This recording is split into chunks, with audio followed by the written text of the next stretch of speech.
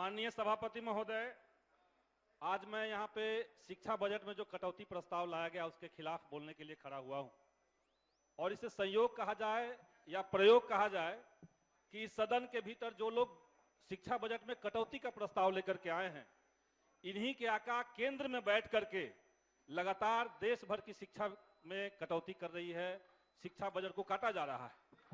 देश का यह दुर्भाग्य है कि 2014 में एक ऐसी सरकार केंद्र में आई है जिनके राजनीति और विचारधारा के प्रचार प्रसार के लिए यह जरूरी हो गया है कि जनता अनपढ़ रहे। अगर लोग पढ़ लिख लेंगे, अगर लोग तर्कशील हो जाएंगे, वैज्ञानिक सोच वाले लोग हो जाएंगे, तब इनकी राजनीति कहां चलेगी। जो झूठ पे, विभाजन पे, तर्कहीनता पे और अंधविश्वास पे राजनीति टिकी हुई है, वो कहां चल पाएगी।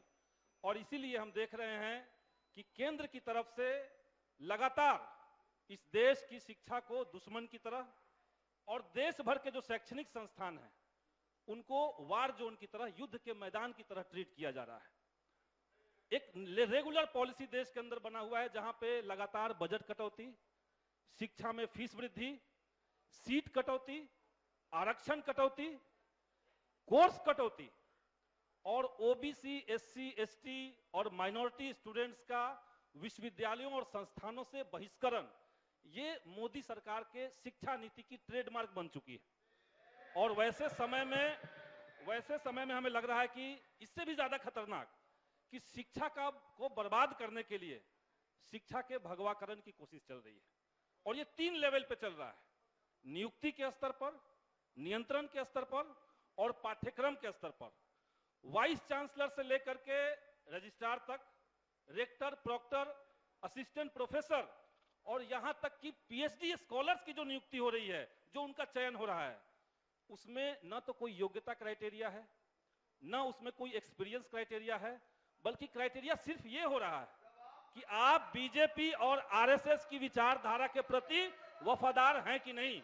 अगर आप हैं तो आपको ले लिया जाएगा, अदरवाइज नहीं लिया जाएगा। और ये बिहार के अंदर मैं देख रहा हूं कि बिहार के भीतर भी वाइस चांसलर की जो नियुक्ति हो रही है उसके भीतर जबरदस्त तरीके से भगवाकरण दिख रहा है। इस भगवाकरण ने शिक्षा व्यवस्था को जड़ तक महोदय बर्बाद कर रखा है। इसके साथ साथ इस तरह के जो वाइस चांसलर आ रहे हैं, प्रिंसिपल इस तरह के आ रहे हैं, वो संस्थानों में घुसने के बाद लगातार संस्थान को कमजोर करने की कोशिश कर रहे हैं।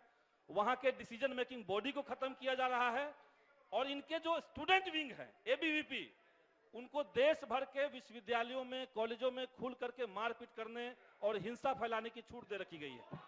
और कुल मिलाकर के देश की शिक्षा व्यवस्था को बर्बाद करने का एक पूरा प्लान है। अब हम बिहार के विश्वविद्यालयों की तरफ, बिहार की शिक्षा व्यवस्था की तरफ आते हैं महोदय। हम देख रहे हैं कि बिहार के तमाम जो विश्वविद्यालय हैं,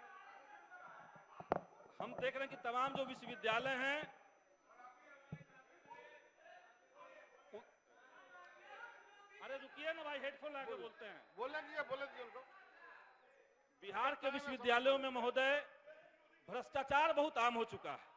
वहां पे सत्र अनियमितता है, लेकिन ये अनफॉर्चुनेट है कि जो बिहार यूनिवर्सिटी एक्ट 1976 है उसके मुताबिक राज्य सरकार को विश्वविद्यालयों को चलाने के भीतर कोई खास अधिकार नहीं दिया गया है। इसीलिए मैं सदन के माध्यम से सरकार से यह मांग करूंगा कि बिहार यूनिवर्सिटी एक्ट 1976 जो है उसके अंदर आवश्यक संशोधन करके राज्य सरकारों की भूमिका उसमें तय की जाए। राज्य सरकार की भूमिका, महामहिम राज्यपाल को वोट नहीं लेना है, वो जनता के प्रति जवाबदेह नहीं है, लेकिन सरकार की जवाबदेही बनती है। इसलिए मैं मांग करता हूं कि उसमें संशोधन किया जाए। देश भर में जो फंड कटौती है, सीट कटौती है, और कोई माननीय सदस्य भारतीय जनता पार्टी की तरफ से भी कह रहे थे कि स्कूलों कॉलेजों की बंदी चल रही है, उसको बंद करके शिफ्ट किया जा रहा है। तो इन तमाम जो पॉलिसी है इसको समेट करके केंद्र सरकार ने कोविड के टाइम पे 2020 में नई शिक्षा नीति 2020 लाई थी। और मैं आज यहां पे सदन से मांग करता हूं कि विधानसभा के भीतर, चूंकि शिक्षा जो है वो समवर्ती सूची में आता है, राज्यों के भी अधिकार है, केंद्र के भी अधिकार है, तो लेकिन राज्य सरकार इस बात को समझे कि नई शिक्षा नीति 2020 शिक्षा के व्यवसायीकरण का, शिक्षा से गरीबों की बेदखली का एक खुला फरमान है। इसलिए सदन से सदन में इसको खारिज करने का एक प्रस्ताव लाया जाए, ये मैं सरकार से महोदय मांग करता हूं। अभी जो बजट सरकार की तरफ से रखा गया है उसमें शिक्षा के ऊपर कुल व्यय का 17.9% खर्च सरकार करने जा रही है और देश भर में ये सबसे ज्यादा खर्च करने का एक पैमाना है प्रतिशत के मामले में अगर देखें। लेकिन ये जो क्षण है ये जो खुशी का पल है ये बहुत क्षणिक क्यों है? क्योंकि जब हम per capita expenditure on education देखते हैं, शिक्षा के ऊपर प्रति व्यक्ति का जब खर्च हम देख रहे हैं तो ये देश में सबसे निचले पायदान पर है। सबसे ज्यादा प्रतिशत देकर के शिक्षा के ऊपर भी सबसे कम हम लोग शिक्षा पे प्रति व्यक्ति खर्च कर पा रहे हैं, जो सिर्फ 3245 रुपए है। तो इसका सीधा मतलब है कि बिहार सरकार को की जो लंबे समय से मांग रही है केंद्र से कि हमें विशेष राज्य का दर्जा दिया जाए, ये वही मौका है। आप सबसे ज्यादा प्रतिशत खर्च कर रहे हैं लेकिन प्रति व्यक्ति सबसे कम पहुंच रहा है। तो इसलिए सरकार, जो भारतीय जनता पार्टी के यहां लोग बोल रहे हैं, वो अगर विशेष राज्य का दर्जा देने के पक्ष में नहीं है तो कोई हक नहीं इनको बनता है बिहार की शिक्षा व्यवस्था पे कुछ बोलने का। तो ये एक मांग हम यहाँ पे रखना चाहते हैं। इसके अलावा हम देख ही रहे हैं कि पूरे देश के भीतर नया जो मोडानी पॉलिटिक्स है, मोदी और अडानी की जो पॉलिटिक्स है, उसमें कितना जनता की संपत्ति को अडानी के ऊपर दिया जाए, उसमें सिर्फ 5% पैसा निकाल करके अगर बिहार की शिक्षा व्यवस्था को दिया जाए तो निश्चित तौर से बेहतर रिजल्ट आएंगे, ये हम चाहते हैं। ये बिहार की जो व्यवस्था है, शिक्षा व्यवस्था है, उसमें स्थिति खराब है, ये हम जानते हैं। लेकिन अगर सरकार कुछ विल पावर दिखाए, इच्छा शक्ति अगर कुछ दिखाए तो ये बेहतर हो सकता है। पिछले साल बजट सत्र में जब मैं विपक्ष में था और मैंने मांग रखी थी कि कॉमन स्कूल सिस्टम बिहार जैसे पिछड़े राज्य के लिए क्यों जरूरी है, जो इस सदन के स्पीकर हैं वो महोदय भी उस समय विपक्ष में थे, उन्होंने भी बात रखी थी इसी बात के पक्ष में कि कॉमन स्कूल सिस्टम लागू होना चाहिए। और पूर्व मुख्यमंत्री माननीय जीतन मांझी, यहाँ मांझी जी मौजूद हैं, इन्होंने भी कहा था। आज हम तीनों लोग सरकार के पक्ष में हैं और पूरे बिहार के लाखों गरीबों, दलितों और पिछड़ों के जो बच्चे हैं, उनकी आकांक्षाओं को, उनके जो सपने हैं, उसकी जवाबदेही को मैं अपने कंधे पर महसूस करते हुए महोदय मैं कहना चाहता हूं कि ये सही वक्त है जब सरकार को ये फैसला लेना चाहिए। सरकार को ये फैसला लेना चाहिए कि बिहार में कॉमन स्कूल सिस्टम लागू होगा और इसमें अगर सरकार का तनिक भी कोई इच्छा शक्ति है तो इस सदन के भीतर से इसकी संभावनाओं को तलाशने के लिए एक कमेटी का गठन कर दे। इसके अलावा महोदय, बिहार के करोड़ों बच्चे और लाखों शिक्षक अभ्यर्थी पिछले 4 साल से 2019 से शिक्षक बहाली के इंतजार में खड़े हैं। पिछली सरकार जब एनडीए की थी तब बगैर कोई कारण के इसको टाला गया।